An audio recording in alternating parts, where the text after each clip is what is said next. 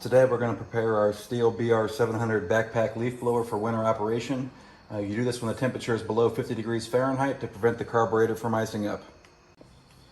To do this, I'm just going to use a ratcheting screwdriver with a T27 Torx bit head tip on top to remove 3 screws. There will be a link for the screwdriver and the head if you need them from Amazon in the description below. First thing we do, spin our leaf blower to expose the top screw and bottom screw. We're going to back those out to get to our air filter.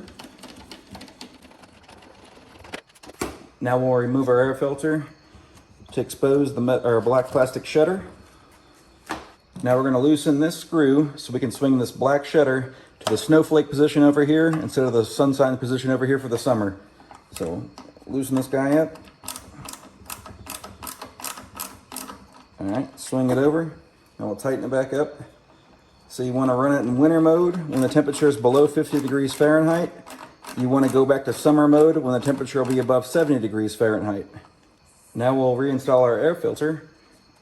Make sure it's nice and snug and secure all the way around in the groove. Then we'll install our plastic cover with the 2 screws back on and tighten that back in.